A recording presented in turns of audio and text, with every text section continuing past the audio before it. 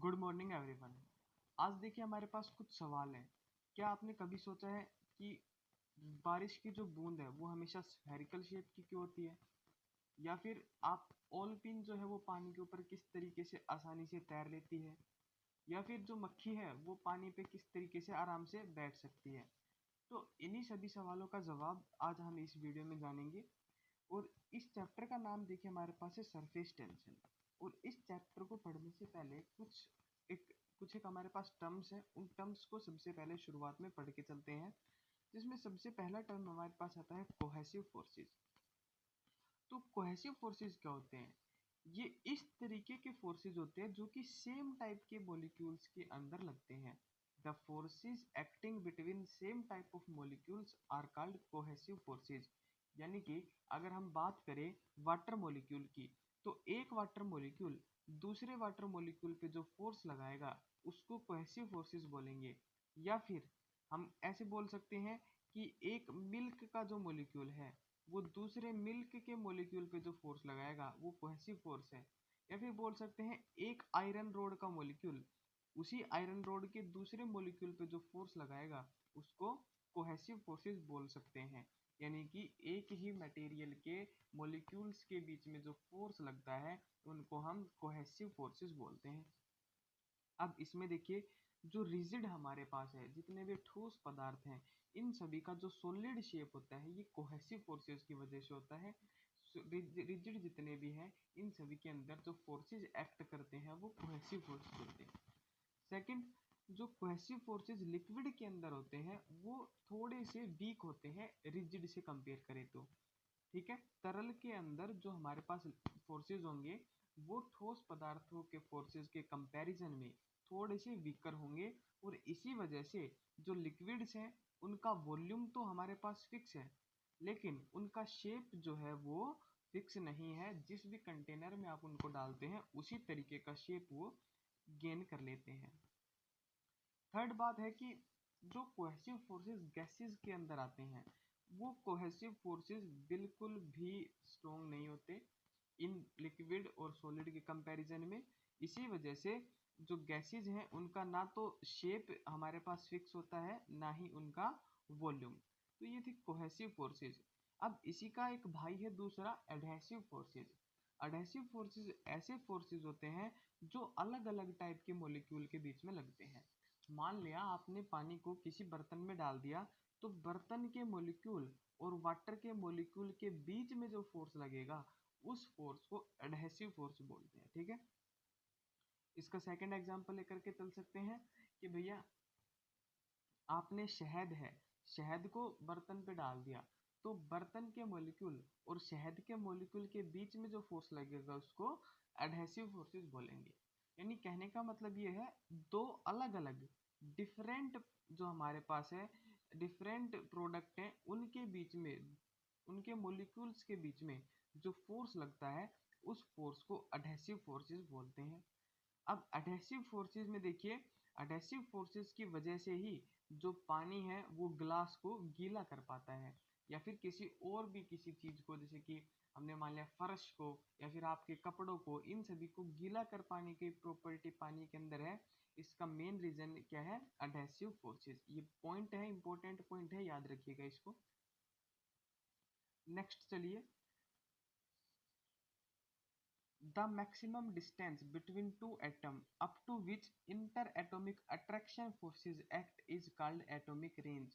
यानी कि adhesive forces और कोहेसिव फोर्सेस जिस डिस्टेंस तक एक्ट करते हैं उस डिस्टेंस को हम एटॉमिक रेंज बोलते हैं। और एटॉमिक रेंज को हम C से रिप्रेजेंट करते हैं। और ये लगभग लगभग 10⁻⁹ मीटर के रेंज में होता है। ठीक है ना, ये बात समझ में आई? जिस डिस्टेंस तक एडहेसिव फोर्सेस और कोहेसिव फोर्सेस एक्ट करते हैं उस डिस्टेंस को एटॉमिक रेंज बोलते हैं। इसको रिप्रेजेंट करते हैं C से। और ये अप्रोक्सीमेटली 10⁻⁹ मीटर के इक्वल हमारे पास होता है। ये बात यहाँ से आपने याद रखनी थी। और इसमें भी सबसे ज़्यादा इंपॉर्टेंट ये था कि एटॉमिक रेंज की वैल्यू कितनी होती है, लगभग तो 10⁻⁹ मीटर। फिर देखिएगा इनका नेचर कैसा है। तो कोहेसिव और एडहेसिव फोर्सेस जो हैं ये इलेक्ट्रोमैग्नेटिक होती है नेचर में, ठीक है ना। Cohesive and adhesive forces are electromagnetic in nature. अब बात करते हैं सरफेस टेंशन की, जो कि हमारा मेन मोटिव था। तो सरफेस टेंशन क्या है? It is the property of liquid due to which liquid surface tends to minimise its surface area, यहाँ पे सरफेस एरिया आना चाहिए था, and acts as a stretched layer. यानी कि लिक्विड का एक ऐसा प्रॉपर्टी जिसकी वजह से जो जो लिक्विड का सरफेस है वो अपने एरिया को मिनिमम करना चाहता है, या फिर आप ये ऐसे बोल सकते हैं वो अपनी सरफेस एनर्जी को मिनिमम करना चाहता है, सरफेस एनर्जी को मिनिमम करना चाहता है। तो इस प्रॉपर्टी को हम सरफेस टेंशन बोलते हैं। अब सरफेस टेंशन को कैलकुलेट करने का क्या मेथड है? मान लिया ये हमारे पास किसी लिक्विड का सरफेस है, इस सरफेस पे हमने अपनी तरफ से एक इमेजिनरी लाइन ड्रॉ कर दी एल लेंथ की, ठीक है ना। सरफेस पे अपनी तरफ से एक इमेजिनरी लाइन ड्रॉ कर दी एल लेंथ की। अब इस लाइन के इस तरफ भी इसके लिक्विड के पार्टिकल्स होंगे और लाइन के इस तरफ भी लिक्विड के पार्टिकल। हमने मान लिया कि इस साइड के पार्टिकल जो हैं वो इस तरफ वाले पार्टिकल पे एफ फोर्स अप्लाई कर रहे हैं, ठीक है। और लेंथ कितनी है टोटल इस लाइन की? वो है एल। तो फोर्स पर यूनिट लेंथ, फोर्स पर यूनिट लेंथ, इसको हम सरफेस टेंशन बोलते हैं। जितना फोर्स ये मॉलिक्यूल्स इस तरफ अप्लाई करेंगे, एक तरफ के मॉलिक्यूल, या तो आप इस तरफ के मॉलिक्यूल को कंसिडर करें या इस तरफ के, किसी भी एक तरफ के मॉलिक्यूल को, तो उनका फोर्स अपॉन में जो टोटल लेंथ है उसको बोलते हैं हम सरफेस टेंशन। सरफेस टेंशन का यूनिट यहाँ से फाइंड आउट कर सकते हैं, फोर्स की यूनिट न्यूटन, लेंथ की मीटर, तो सरफेस टेंशन की यूनिट हो गई न्यूटन पर मीटर, ठीक है। दूसरा, इसी न्यूटन पर मीटर को ही हम जूल पर मीटर स्क्वायर भी लिख सकते हैं। तो आपसे एग्जाम में ऑप्शन के अंदर सरफेस टेंशन का ये यूनिट भी मिल सकता है और ये यूनिट भी, दोनों में से कोई भी यूनिट मिलेगा, आपको दोनों याद हो। अब चलिए डायमेंशंस पे कि डायमेंशंस क्या है। तो डायमेंशन सिंपल सा है, इसका आप कैलकुलेट कर सकते हैं।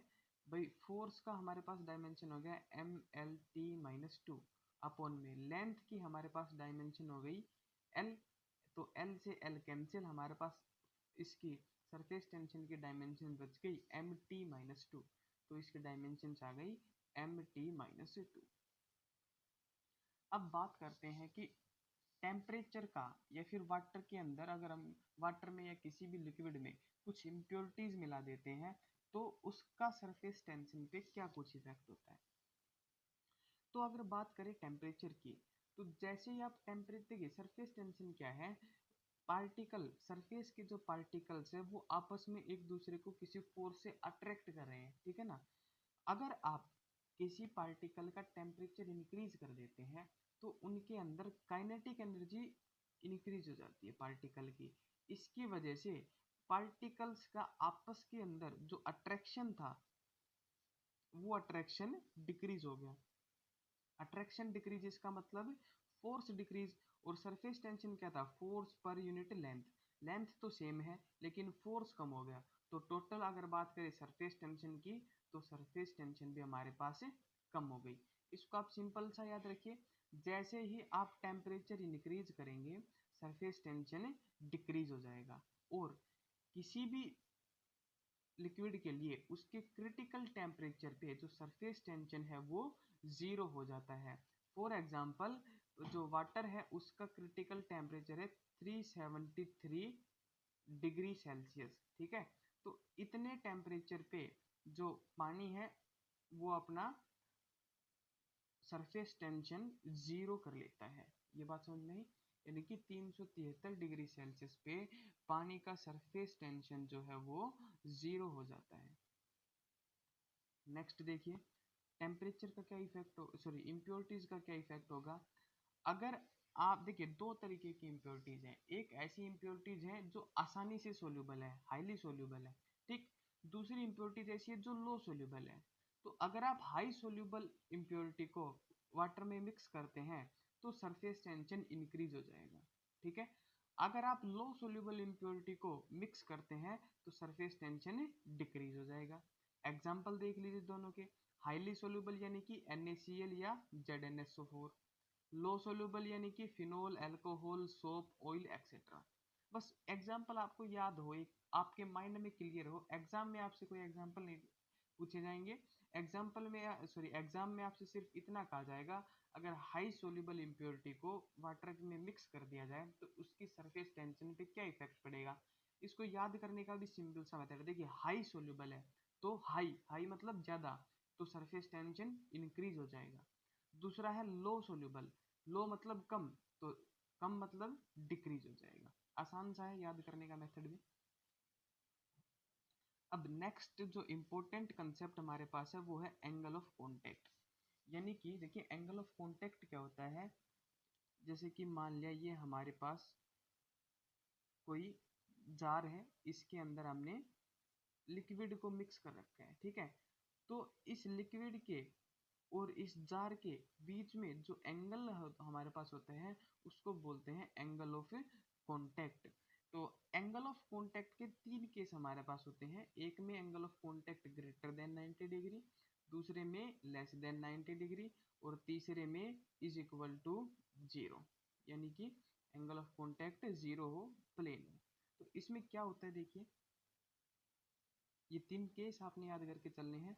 अगर एंगल ऑफ कांटेक्ट 90 से बड़ा है, 90 डिग्री से बड़ा है, तो लिक्विड विल फॉल, यानी कि ये जो कैपिलरी है, देखिए हमने क्या करा, ये हमारे पास एक कंटेनर था, इस कंटेनर में लिक्विड फिल्ड था, हमने एक ट्यूब इस कंटेनर के अंदर इंसर्ट कर दी। आई बात समझ में।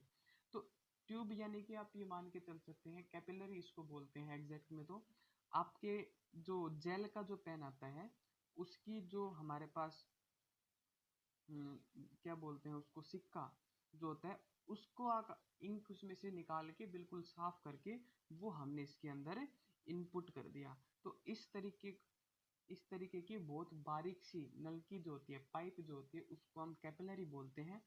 तो हमने यहाँ पे ये कैपिलरी को इंसर्ट करा। तो जब आप ऐसा करते हैं तो अगर थीटा ग्रेटर देन 90 डिग्री है तो क्या होगा, लिक्विड फॉल हो जाएगा। यानी कि देखिए यहाँ तक था लेवल जार के अंदर तो लिक्विड का, लेकिन यहाँ पे देखिए कैपिलरी ट्यूब के अंदर लेवल डिक्रीज हो गया, ठीक है। दूसरी बात, ये इस ग्लास को, यानी ये जो हमारे जो कैपिलरी जो है जो इंसर्ट करी है, इस कैपिलरी को गीला नहीं करेगा, स्टिक नहीं होगा, इसकी चिपकेगा नहीं। पानी है या फिर कोई भी लिक्विड है वो इसके चिपकेगा नहीं बिल्कुल भी, ठीक। थर्ड हमारे पास है, इसका एग्जाम्पल देख लीजिए क्या है।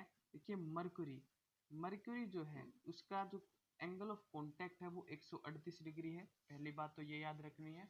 दूसरी बात ये देखिए, अगर आप मरक्यूरी को टच करते हैं ना तो वो आपको कभी गीला नहीं करेगी। आप कभी करके देखना लैब वगैरह में, एक्सपेरिमेंट में, मरक्यूरी को आप पूरे हाथ में भी ले लोगे मरक्यूरी को तो भी आपका हाथ गीला नहीं होगा। जैसे उसको हाथ से हटाओगे वो सारी एकदम से गायब हो जाती है।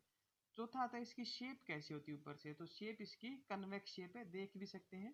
देखिए ऊपर की तरफ उठा हुआ है वाटर लेवल तो कन्वेक्स। तो क्या सीखा है यहाँ से, अगर थीटा ग्रेटर देन 90 डिग्री है तो वाटर का लेवल डिक्रीज हो जाएगा, ठीक है। शेप कैसी आएगी, कन्वेक्स आएगी। गीला करेगा कि नहीं करेगा, नहीं करेगा, नोट, गीला नहीं करेगा। अब सेकंड आइए, अगर थीटा लेस देन 90 डिग्री हो, 90 डिग्री से कम हो, तो इस केस में क्या होता है। देखिए नॉर्मली तो वाटर का लेवल यहाँ तक था, लेकिन कैपिलरी के अंदर देखिए वाटर का लेवल नॉर्मल से ऊपर चला गया। तो इसमें क्या होता है, liquid will rise in tube, liquid का लेवल इंक्रीज हो जाएगा। पानी उसको गीला कर पाएगा, वेट द ट्यूब और स्टिक, ठीक है। एग्जाम्पल हो गया वाटर, मिल्क, पेट्रोल। और शेप कैसी आ गई, कनकेव। शेप आप यहाँ से भी देख सकते हैं, देखिए अंदर की तरफ झुका हुआ है, अंदर की तरफ झुका हुआ है तो इसको बोलेंगे कनकेव शेप। थर्ड हमारे पास है theta is equal to 90 degree. तो थीटा अगर 90 डिग्री है तो water neither rise nor fall, ना तो वाटर ऊपर जाएगा ना नीचे, गीला उसको कर पाएगा ट्यूब को। एग्जाम्पल है प्योर वाटर और एल्कोहल, ठीक है। ये सिंपल सी बात थी, तीन केस थे, इंपॉर्टेंट केस थे। तीन में से भी जो शुरू के दो केस हैं, यानी कि थीटा ग्रेटर देन 90 डिग्री और थीटा लेस देन 90 डिग्री, वो जानने इंपॉर्टेंट है। अब देखिए एंगल ऑफ कांटेक्ट जो नॉर्मल वाटर के लिए है, जो साधारण पानी है जिसको हम पीते हैं, उसके लिए है 8 डिग्री। ठीक। और angle of contact pure water के लिए है 90 डिग्री। ठीक है, जो बिल्कुल प्योर वाटर है उस प्योर वाटर के लिए एंगल ऑफ कांटेक्ट है 90 डिग्री। अब आती है बात सरफेस एनर्जी की। सरफेस एनर्जी में ज़्यादा कुछ नहीं है, आपसे सिर्फ इतना कहा जाएगा व्हाट इज सरफेस एनर्जी, तो आप इसको बोल सकते हैं potential energy per unit area. और पोटेंशियल एनर्जी को वर्क डन भी लिख सकते हैं, तो वर्क डन अपॉन में एरिया। इसकी यूनिट पूछ लेगा तो वर्क डन की जूल, इसकी मीटर स्क्वायर, तो जूल पर मीटर स्क्वायर। अब एक बात देखिए, देखिए आपने बचपन में वो नहीं होते थे कि एक पानी के अंदर साबुन घोल दिया, फिर उससे वो बनाते थे, गुब्बारे से बनाते थे, फूंक मार के। तो उसमें क्या होता था, आप क्या करते थे, बबल बनाते थे वाटर का। और वाटर का बबल बनाने के लिए आपने देखिए कितना वर्क डन करा, आपने कितना वर्क करा। इस चीज को कैलकुलेट करने के लिए हमारे पास कुछ फॉर्मूले हैं, ये फॉर्मूले आपने याद करके चलने हैं। इन फॉर्मूला में वर्क डन इन ब्लोइंग ए वाटर ड्रॉप, वाटर की ड्रॉप को बबल करने के लिए आपने क्या वर्क डन करा, वो आया 4 πr² इंटू में टेंशन। टेंशन कितना था, टेंशन आपको मिलेगा, रेडियस है, बबल का रेडियस है, ठीक है। और 4 पाई से आपने इसको मल्टीप्लाई करना है। ठीक, ये बात समझ में आई। 4 πr² इंटू में टेंशन, ये हमारे पास आ गया वर्क डन इन ब्लोइंग वाटर ड्रॉप।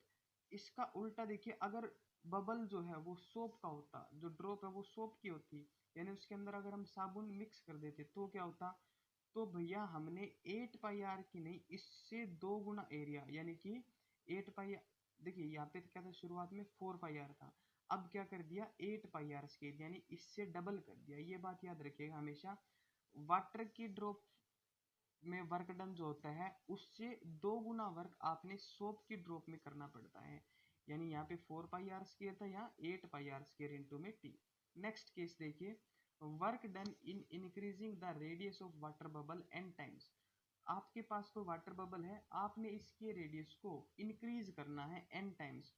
तो इस कंडीशन में क्या होगा, इस कंडीशन में जो वर्क डन होगा वो हमारे पास होगा 4 πr² into n square -1 into T. ठीक है, बीच में एन स्क्र -1 इंसर्ट कर दिया। अब यही बात अगर हम सोप के बबल के लिए करें, तो देखिए पहले बताया था जितना इसमें करेंगे उससे डबल सोप के लिए करेंगे, तो यहाँ पे आ गया 8 πr² into n square minus में t, 8 πr² into n square minus t. तो एक बार हल्का सा रिकैप कर लेते हैं पूरे चैप्टर को। कोहेसिव फोर्सेस क्या होते हैं, ऐसे फोर्सेस जो सेम टाइप के मॉलिक्यूल्स के अंदर लगेंगे, ठीक है। उसके बाद एडहेसिव फोर्सेस जो डिफरेंट टाइप के मॉलिक्यूल्स के बीच में लगेंगे। फिर इनकी रेंज कितनी होती है, तो इनकी रेंज होती है 10⁻⁹ मीटर की। इससे भी इंपॉर्टेंट है कि ये किस टाइप के होते हैं, ये इलेक्ट्रोमैग्नेटिक होते हैं नेचर में। अब बात आई सरफेस टेंशन की, तो सरफेस टेंशन हमारे पास होता है फोर्स पर यूनिट लेंथ, इसकी यूनिट होगी न्यूटन पर मीटर या जूल पर मीटर स्क्वायर। टेम्परेचर का क्या इफेक्ट होगा, अगर टेम्परेचर इंक्रीज कर देंगे तो सरफेस टेंशन डिक्रीज हो जाएगा। इम्प्योरिटीज का क्या इफेक्ट होगा, अगर हाईली सोल्यूबल इम्प्योरिटी है तो इंक्रीज हो जाएगी सरफेस टेंशन, अगर लो सोल्यूबल इम्प्योरिटी है तो डिक्रीज हो जाएगी। एंगल ऑफ कांटेक्ट, अगर थीटा ग्रेटर देन 90 डिग्री है तो वाटर का लेवल फॉल कर जाएगा, ठीक है। गीला कर पाएगा कि नहीं कर पाएगा, तो गीला नहीं कर पाएगा, ठीक। और शेप कैसी होगी, कन्वेक्स। अगर थीटा 90 डिग्री से कम है तो शेप कनकेव होगी, गीला कर पाएगा और वाटर का लेवल राइज हो जाएगा। 90 डिग्री के लिए सब कुछ नॉर्मल है। एंगल ऑफ कांटेक्ट जो नॉर्मल वाटर के लिए होता है वो होता है 8 डिग्री, और जो एंगल ऑफ कांटेक्ट हमारे पास होता है प्योर वाटर के लिए वो होता है 90 डिग्री। ये एक चीज छूट गई यहाँ पे, height of liquid in capillary tube. Capillary tube के अंदर लिक्विड की क्या हाइट होगी, यानी कि अगर आप कैपिलरी को इंसर्ट करते हैं वाटर में तो लिक्विड किस हाइट तक राइज करेगा या फॉल करेगा, इसको कैलकुलेट करने के लिए ये हमारे पास फॉर्मूला है। 2t cos theta upon r rho जी।